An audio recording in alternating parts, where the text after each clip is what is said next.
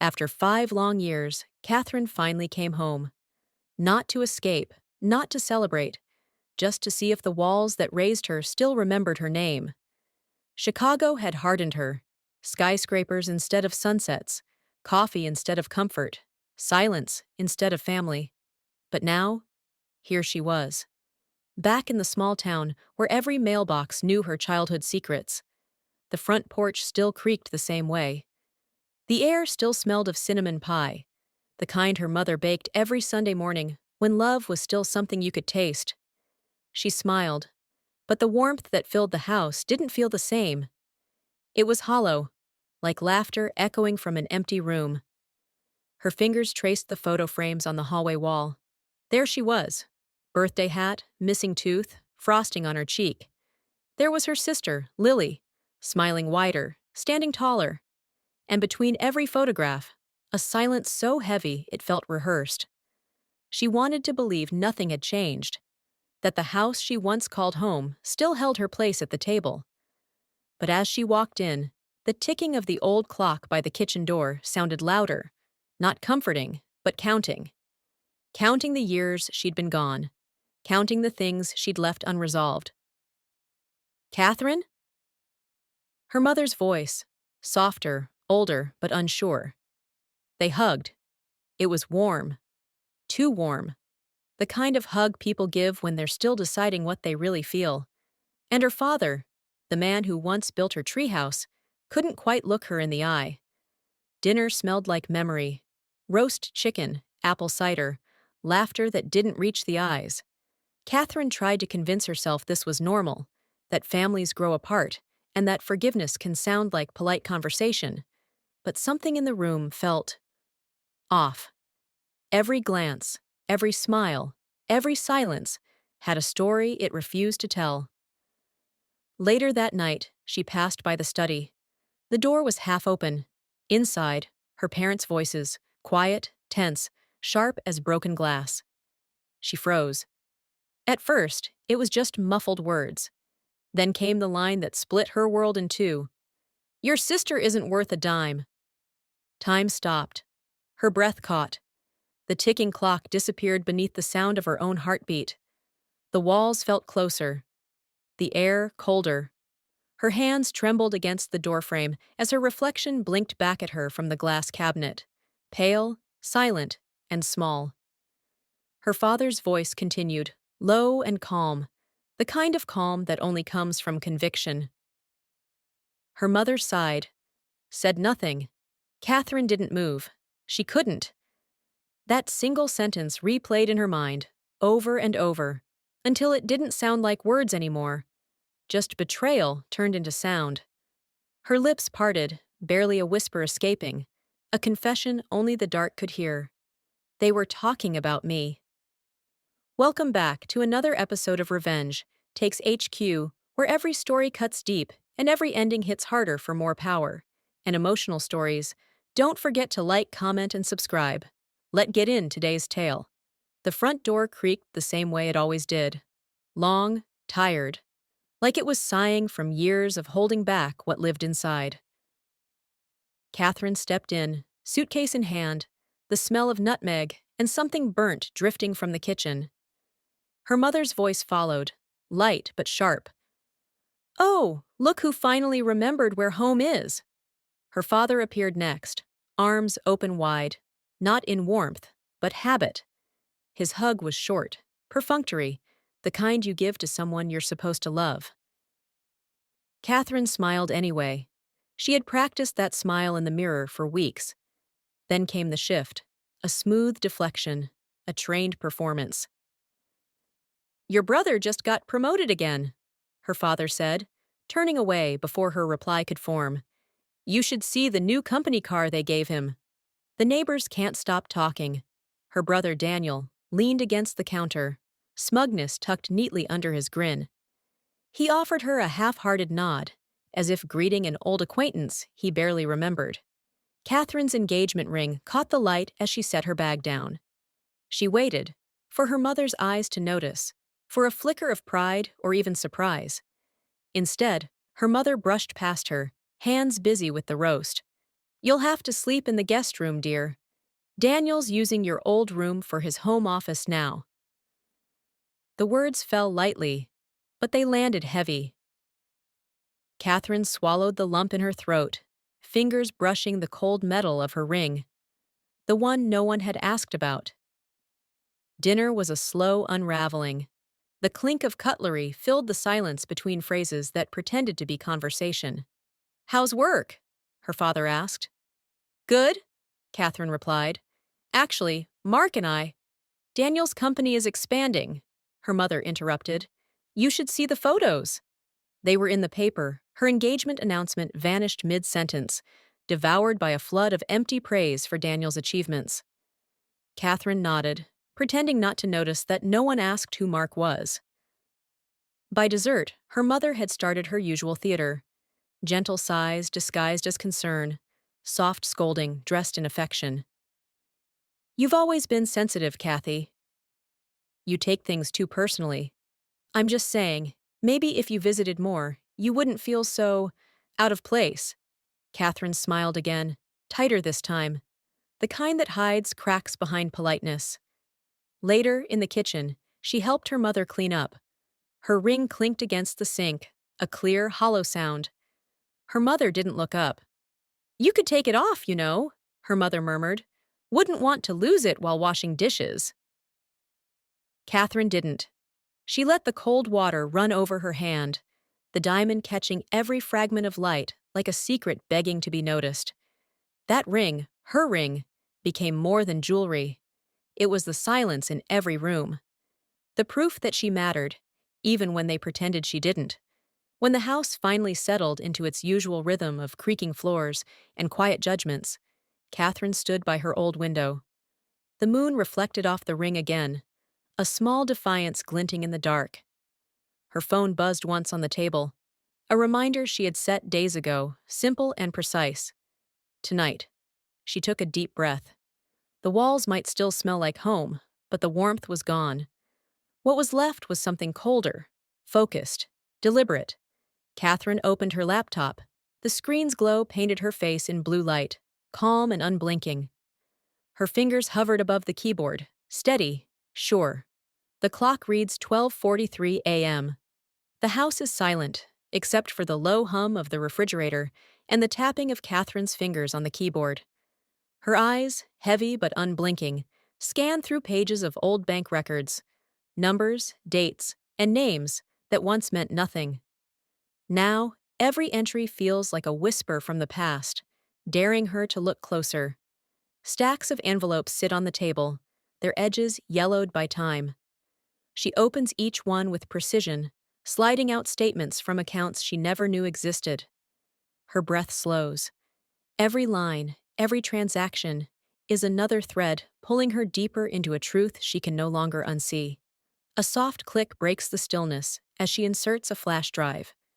The screen lights up with rows of data, spreadsheets, transfer histories, investment logs. Her late grandmother's name appears in several of them. The last transactions were made after Eleanor's death.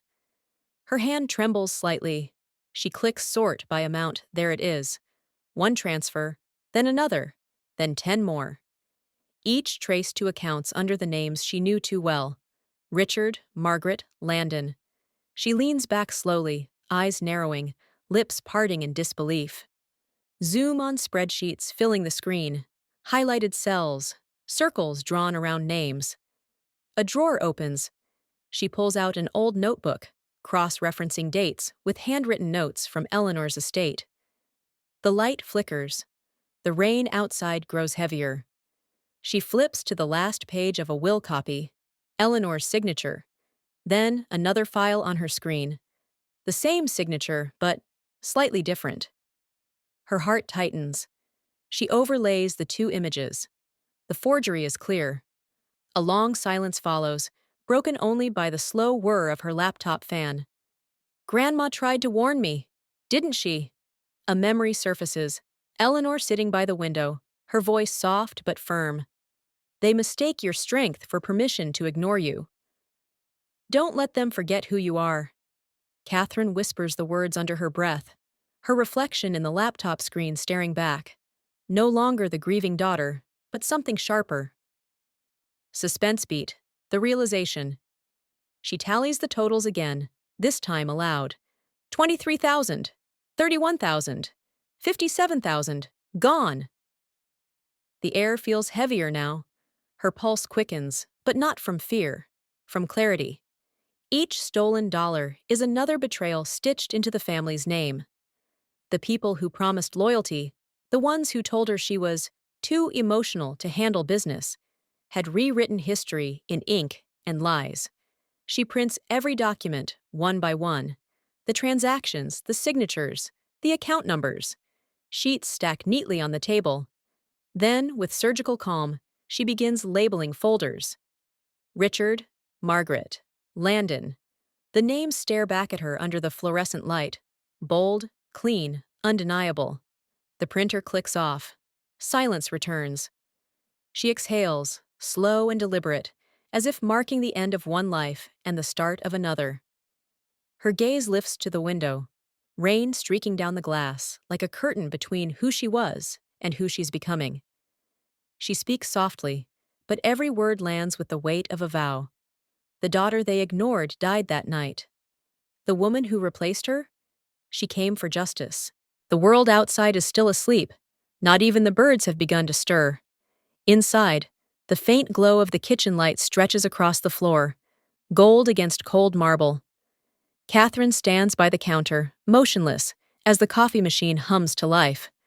No tears this time, no shaking hands, just rhythm, pour, stir sip. The steam curls upward, brushing her face like a silent blessing. Every motion is deliberate, every sound measured. She moves as if she's rehearsed this moment 1,000 times, but only now understands what it truly means. She lays the 3 folders neatly on the table.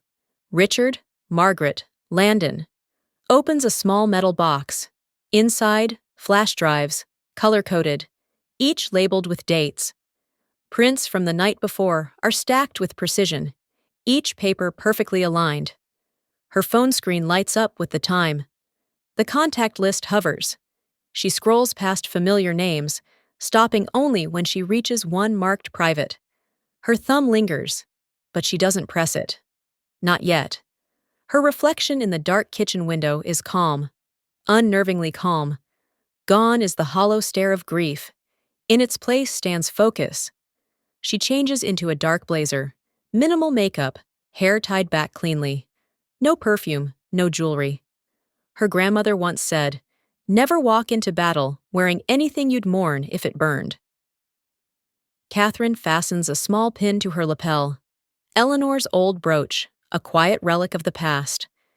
It gleams under the soft light, as though remembering too. She opens the top drawer of her desk. Nestled inside is a small silver key, engraved with one word: boundaries. Her fingers brush against it, slow and steady. Grandma always said truth doesn't set you free. It shows you which locks need picking. The camera lingers on the key, reflecting her eyes. Cold resolve beneath quiet sorrow. Catherine gathers the folders, sliding them into her leather bag. She picks up her coffee, takes one last sip, and whispers under her breath. They wanted to bury me in silence. Let's see how they handle the noise. She turns off the kitchen light. The room falls dark, except for the faint blue glow of dawn creeping through the window. Outside, the rain has stopped. Not because the storm is over, but because the real one is about to begin. Soft light slips through the blinds, cutting lines of gold across the dining table. The family gathers out of habit more than warmth. Richard reading the paper, Margaret fussing over toast, Landon scrolling through his phone. The only sound is the faint clink of silverware, until the quiet breaks. Catherine enters, calm, composed, every step deliberate. She places 3 folders on the table, one in front of each of them. The papers inside whisper against the polished wood, the sound sharper than words. Catherine, quietly, "Here's every dollar I sent you." No raised voice, no trembling hands, just control. Richard glances at Margaret, confused. Margaret forces a smile, That brittle kind that cracks under truth. Richard. What's all this? Some kind of misunderstanding? Margaret. Honey, you've been under stress. We didn't take anything. You helped us when times were tough. Don't you remember? Their tone drips with practiced innocence. But Catherine doesn't blink. She slides a page forward. Bank transfers highlighted. Forged signatures circled in red. Catherine. You didn't help me. You used me. Silence. Even the clock on the wall seems to hesitate. Landon looks between them, confusion flickering across his face. He opens his folder, sees his own name on the account statements. His mouth parts, but words don't come. Margaret, softly. We're family, Catherine. Family forgives. You're being dramatic, Richard. You think running off to chase a job will make you better than us? After all we've done for you? Catherine lets out a quiet laugh, not cruel, but final. She leans forward slightly, eyes fixed on them. Catherine, you did things to me, not for me. And you're right, I am leaving. But not because I think I'm better, because I finally remember what I'm worth. Landon finally speaks, voice low. Landon. You forged Grandma's signature? Margaret's face pales. Richard glares at him, the look that used to silence. But it doesn't work this time. The room's balance has shifted. For the first time, Catherine owns it. Catherine reaches into her bag and places one more document on the table. An official letter, with the bank's logo stamped at the top. Catherine. I already reported the fraud. The investigation's underway. Richard's hand tightens on the table edge. Margaret whispers his name, voice shaking.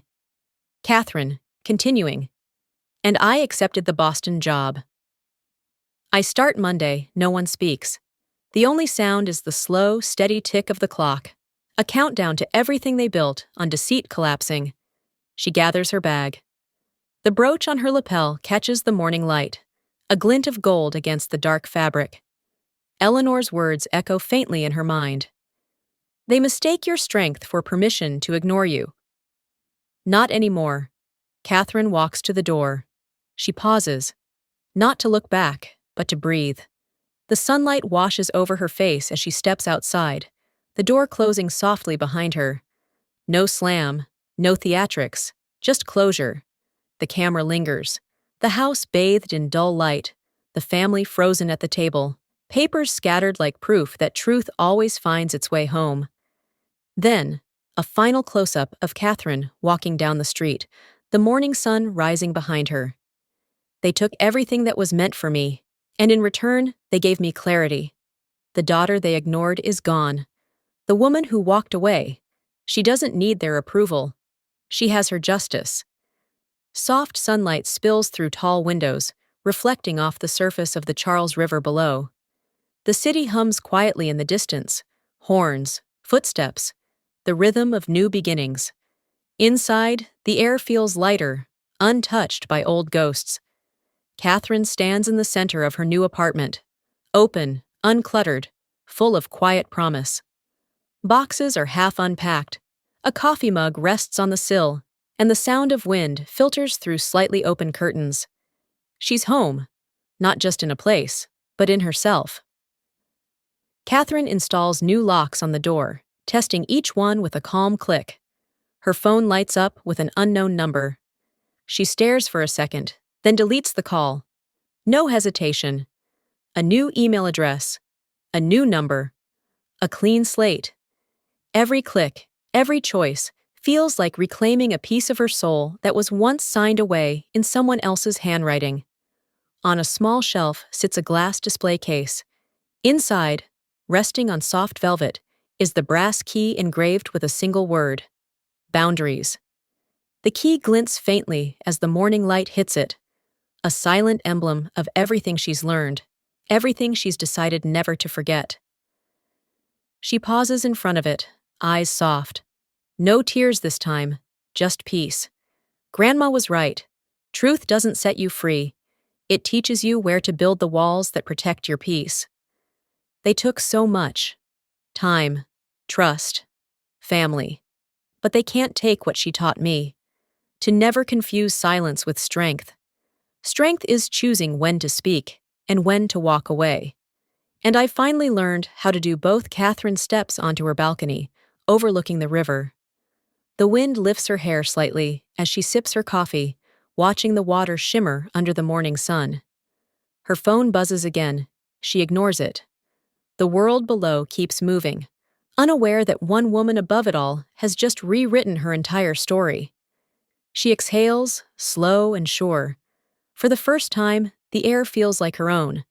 The golden light of sunset stretches through the blinds, painting quiet patterns on the floor. Catherine sits by her desk, laptop open, soft instrumental music playing in the background, calm, steady, certain. The sound of an email notification breaks the stillness.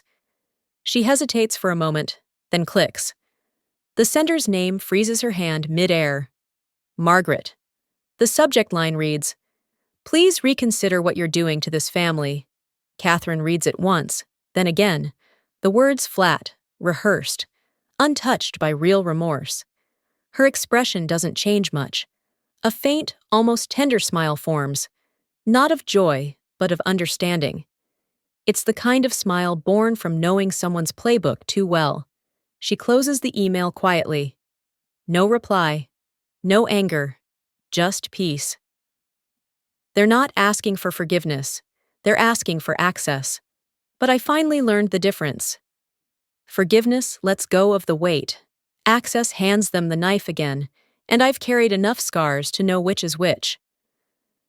Catherine walks along the Charles River, coat wrapped around her, the evening air crisp and alive. Her phone stays silent in her pocket, not because she silenced it, but because she no longer waits for it to ring.